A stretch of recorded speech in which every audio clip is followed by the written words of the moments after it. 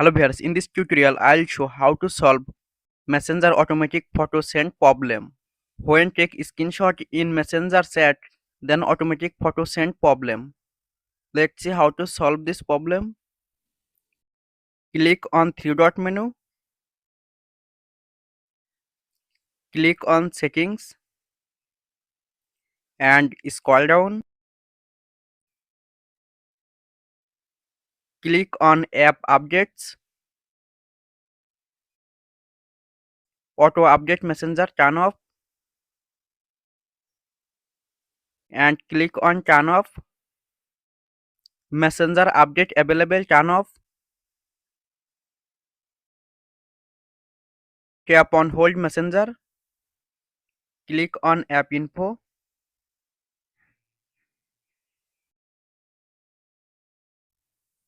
Tap on, click on permissions. Turn off photos and videos permission. Click on force stop. Tap on OK. Hopefully in this way you can solve this problem.